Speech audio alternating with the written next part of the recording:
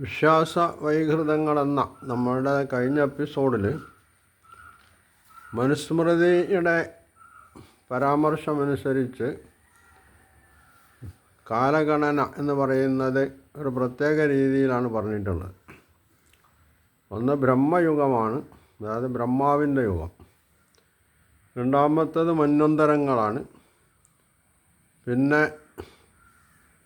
ത്രേതം, കൃതം, ദ്വാപരം, കലി എന്നിങ്ങനെ 4 യുഗങ്ങൾ വേറെയും. ഈ 4 യുഗങ്ങൾ മനുഷ്യനുമായിട്ട് ബന്ധപ്പെട്ടിട്ടുള്ളതാണ്. അത് പിന്നീട് പറയാം. എന്നാൽ വിശുദ്ധ ഖുർആന് മനുഷ്യനുമായി ബന്ധപ്പെട്ട് സമയത്തെ അല്ലെങ്കിൽ കാലത്തെ 12 മാസമായിട്ടാണ്, അതായത് നമ്മൾ സാധാരണ കൊണ്ടാടുന്ന അംഗീകരിച്ച് വരുന്ന 12 മാസം. ഇന്ന ഇദ്ദത്ത ശുഹൂരി ഇൻദല്ലാഹി 12 ശഹ്റൻ ഫീ കിതാബില്ലാഹി യൗമ ഖലഖസ് സമാവാതി വൽ അർദ് എന്ന് ഖുർആൻ അതുമായി ബന്ധപ്പെട്ട് പറയുന്നുണ്ട്. ആകാശഭൂമികൾ സൃഷ്ടിച്ച അന്ന് തൊട്ടേ ഭൂമിയിൽ മനുഷ്യനെ സംബന്ധിച്ചിടത്തോളം കൊല്ലം 12 മാസമാണ് എന്നാണ് പറയുന്നത്. ഇസ്ലാമിൻ്റെ ഖുർആനിൻ്റെ കാഴ്ചപ്പാടിൽ മാസത്തെ കണക്ക് കൂട്ടുന്നത് ചന്ദ്രവർഷം അനുസരിച്ചാണ്. ഇനി അത് സൂര്യവർഷം അനുസരിച്ചായാൽ പോലും ഏതാനും ദിവസത്തിൻ്റെ വ്യത്യാസമേ വരുന്നുള്ളൂ. എവിടെയും 12 മാസം തന്നെയാണ് ഉള്ളത്. ഇന്ന് ലോകത്ത് പൊതുവിൽ അംഗീകരിക്കപ്പെട്ടിട്ടുള്ളതും 12 മാസമാണ്. എന്നാൽ പണ്ട് കാലത്ത് ഇതിൽ നിന്ന് വ്യത്യസ്തമായ ചില രീതികൾ അംഗീകരിക്കപ്പെട്ടിരുന്നു എന്ന് ചരിത്രം പറയുന്നുണ്ട്. ഇത് മനുഷ്യനുമായിട്ട് ബന്ധപ്പെട്ട ഭൂമിയിലെ ജീവിതവുമായി ബന്ധപ്പെട്ടതാണെങ്കിൽ അള്ളാഹുവിൻ്റെ അടുത്ത് അള്ളാഹു കാര്യങ്ങൾ കൈയാളുന്നത് എങ്ങനെയാണ്, അത് മറ്റൊരു രീതിയിൽ വിശുദ്ധ ഖുർആൻ പറയുന്നുണ്ട്. 3 സ്ഥലത്താണ് അതുമായുള്ള പരാമർശങ്ങൾ വന്നത്. ഒന്ന് സൂറത്ത് ഹജ്ജിൽ, രണ്ടാമത്തത് സൂറത്ത് സജദയിലാണ്. അവിടെ ഇന്ന യൗമൻ ഇൻദ റബ്ബിക കഅൽഫി സനത്തിൻ മിമ്മാ തഉദ്ദൂൻ, നിങ്ങൾ എണ്ണിക്കണക്കാക്കുന്ന 1000 വർഷത്തിന് സമാനമാണ് നിൻ്റെ നാഥങ്കൽ ഒരു ദിവസം എന്ന് പറയുന്നുണ്ട്. അതുപോലെ സുമ്മ യഅറുജു ഇലൈഹി ഫീ യൗമിൻ കാന മിഖ്ദാറുഹു അൽഫ സനത്തിൻ മിമ്മാ തഉദ്ദൂൻ, കാര്യങ്ങൾ അള്ളാഹുവിൻ്റെ അടുത്തെത്തുന്നത് നിങ്ങൾ എണ്ണിക്കണക്കാക്കുന്ന 1000 മാസത്തിന് സമാനമായ ഒരു ദിവസത്തിലാണ് എന്ന് പറയുന്നുണ്ട്. അപ്പോൾ അവിടെ 2 സ്ഥലത്തും 1000 മാസമാണ് പറഞ്ഞതെങ്കിൽ സൂറത്ത് മആരിജിൽ തഅറുജുൽ മലായികത്തു വറൂഹു ഇലൈഹി ഫീ യൗമിൻ കാന മിഖ്ദാറുഹു 50 അൽഫ സന, നിങ്ങളെണ്ണുന്ന 50,000 വർഷങ്ങൾക്ക് സമാനമായ ഒരു നാളിലാണ് മലക്കുകളും റൂഹും അവങ്കലേക്ക് കയറിപ്പോകുന്നതെന്ന് പറയുന്നുണ്ട്. എന്ന് പറഞ്ഞാൽ ഭൂമിയിലെ കാലഗണനയും അള്ളാഹുവിൻ്റെ അടുത്തുള്ള കാലഗണനയും ഇത് വ്യത്യസ്തമാണ് എന്ന് കാണിക്കാനാണ് ഖുർആൻ ഇത് പറയുന്നത്. ഇവിടെ അൽഫ് സന 1000 വർഷമെന്നും 50,000 വർഷമെന്നും പറയുന്നത് യഥാർത്ഥത്തിൽ ഒരു കൃത്യമായ കണക്കല്ല, അനേക വർഷത്തിന് സമാനമായിട്ടുള്ള, എന്ന് പറഞ്ഞാൽ അത്രയും പെട്ടെന്ന് കാര്യങ്ങൾ അള്ളാഹുവിൻ്റെ അടുത്തെത്തുന്നു എന്ന് കാണിക്കാനാവണം ഖുർആൻ അങ്ങനെ പറഞ്ഞിട്ടുള്ളത്. ഇനി നമ്മൾ എന്നാൽ ഈ കാര്യം ഈ വിധത്തിൽ ഖുർആനിലും മനുസ്മൃതിയിലും ഒക്കെ പറഞ്ഞതനുസരിച്ച് അങ്ങനെ ആ രീതിയിലുള്ളൊരു പരാമർശം ബൈബിളിൽ നമ്മൾക്ക് എവിടെയും കാണാൻ സാധ്യമല്ല. അവിടെ 6 ദിവസം കൊണ്ട് പ്രപഞ്ച സൃഷ്ടിപ്പ് നടത്തി. ആ 6 ദിവസത്തിൽ ഓരോ ദിവസവും എന്താണ് സൃഷ്ടിച്ചിട്ടുള്ളത് എന്നും അവിടെ പറയുന്നുണ്ട്. അത്രേ ബൈബിളിൽ ഇതുമായിട്ട് ബന്ധപ്പെട്ടുള്ള പരാമർശം കാണുകയുള്ളൂ. ഇനി മനുസ്മൃതിയിലേക്ക് തന്നെ നമ്മൾ മടങ്ങിയാൽ മന്വന്തരം 8,50,000 വർഷമാണ്. അതായത് ഭൂമിയിലെ വർഷത്തിൻ്റെ കണക്കനുസരിച്ച് ഒരു മന്വന്തരം എന്ന് പറഞ്ഞത് 8,50,000 വർഷമാണ്. ബ്രഹ്മാവിൻ്റെ ഒരു യുഗം എന്ന് പറയുന്നത് 1,20,00,000 വർഷമാണ്. എന്ന് പറഞ്ഞാൽ അതിൽ 1,20,00,000-ൽ 60 ലക്ഷം രാവും 60 ലക്ഷം പകലും, 60 വർഷം പകൽ, 60 ലക്ഷം വർഷം പകൽ എന്ന് പറയുന്നത് സൃഷ്ടി സ്ഥിതിയുടെ കാലഘട്ടമാണ്. 60 ലക്ഷം വർഷം രാത്രിയാണെന്ന് പറഞ്ഞാൽ സംഹാരത്തിൻ്റെ, അതായത് പ്രളയത്തിൻ്റെ കാലഘട്ടം.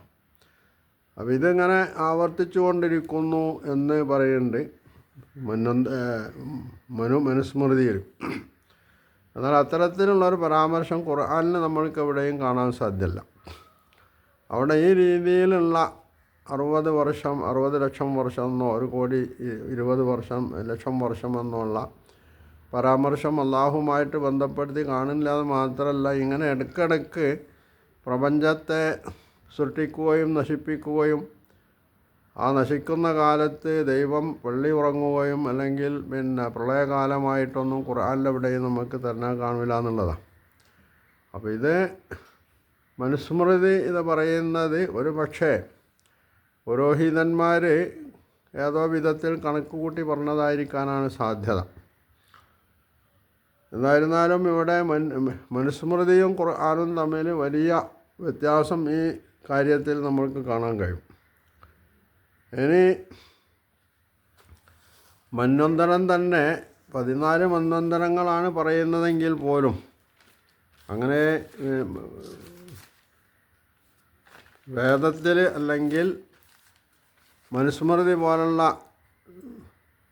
ഹൈന്ദവ വേദങ്ങളിലും മറ്റുമൊക്കെ പരാമർശമുള്ളെങ്കിലും മന്വന്തരങ്ങൾ അനവധി മന്വന്തരങ്ങളുണ്ടെന്നാണ് പറയുന്നത്. ഓരോ കാലഘട്ടത്തിനും ഓരോ മനു എന്നാണ്. അങ്ങനെ ആവുമ്പോൾ ഈ കാലഘട്ടങ്ങളുടെ ദൈർഘ്യം അത് കണക്കാക്കുക അതിപ്രയാസമായിരിക്കും. ഒരിക്കലും കണക്കാക്കാൻ കഴിയില്ല എന്നുള്ളതും ഒരു വസ്തുതയാണ്. എന്താണ് അതിന് അടിസ്ഥാനം എന്നുള്ളത് ഒരിക്കലും മനുസ്മൃതിയിൽ എവിടെയും പറഞ്ഞ് കാണില്ല എന്നതും ഇത്തരണത്തിൽ ശ്രദ്ധേയമാണ്. ഇനി യുഗങ്ങൾ 4 വിഭജിച്ചാൽ, അതായത് കൃതം, ത്രേതം, ദ്വാപരം, അതുപോലെ കലി, ഈ 4 യുഗങ്ങളിലും യുഗങ്ങളുടെ അവസ്ഥ എന്താണ്? കൃതയുഗം എന്ന് പറഞ്ഞത് സത്യയുഗം എന്നാണ്. സത്യയുഗം ചതുഷ്പാത്ത് ആണ് അതെന്ന് പറയാം. ചതുഷ്പാത്ത് എന്ന് പറഞ്ഞാൽ 4 കാലുള്ളതെന്നാണ്. 4 കാലുള്ളത് എന്ന് പറഞ്ഞാൽ പൂർണ്ണത ഉള്ള കാലഘട്ടം എന്ന് പറയാനാണ്, കാണിക്കാനാണ് ചതുഷ്പാത്ത് എന്ന് കൃതയുഗത്തെ സംബന്ധിച്ച് പറയുന്നത്. അതിൻ്റെ ഈ പൂർണ്ണത എന്ന് പറയുന്നത് എന്താണ്? ഈ കൃതയുഗത്തിൽ ധർമ്മം അതിൻ്റെ പൂർണ്ണതയിൽ നിലനിൽക്കും. ധർമ്മത്തിനന്ന് യാതൊരു ഗ്ലാനിയും സംഭവിക്കില്ല.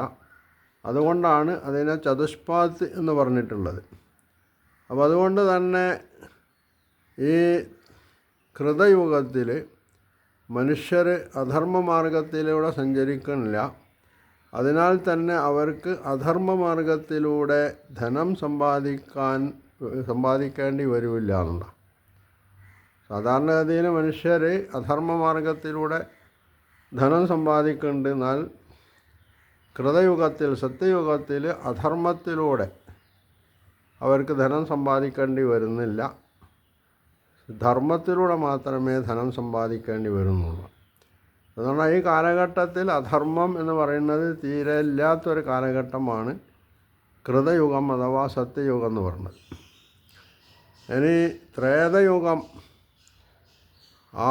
ദ്വാപരയുഗം, കലിയുഗം, ഈ 3 യുഗങ്ങളെ സംബന്ധിച്ചിടത്തോളം പരിശോധിച്ചാൽ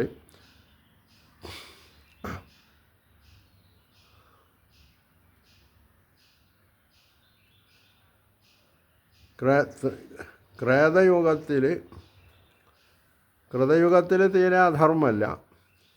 എന്നാൽ ത്രേതയുഗത്തിൽ ധർമ്മത്തിന് അല്പം ഗ്ലാനി സംഭവിക്കുന്നുണ്ട്.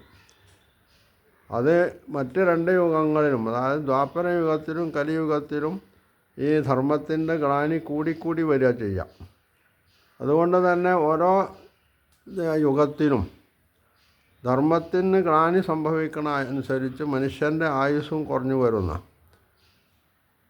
കൃതയുഗം, അതായത് സത്യയുഗത്തിൽ മനുഷ്യന് 400 വർഷമാണ് ജീവിതമുള്ളതെങ്കിൽ ത്രേതയുഗത്തിൽ അത് 300-ഉം ദ്വാപരയുഗത്തിൽ 200-ഉം കലിയുഗത്തിൽ അത് 100-ഉമായിട്ട് കുറയുന്നു. അപ്പോൾ ഏറ്റവും കൂടുതൽ മനുഷ്യൻ ജീവിച്ചിരിക്കുന്ന കാലഘട്ടം എന്ന് പറഞ്ഞത് കൃതയുഗത്തിലാണ്. മറ്റേ 3 യുഗത്തിലും 100 വർഷം വീതം കുറയുന്നു എന്നാണ് പറയുന്നത്. അപ്പോൾ 100, 400, 300, 200, 100 ഇങ്ങനെയാണ് വരിക.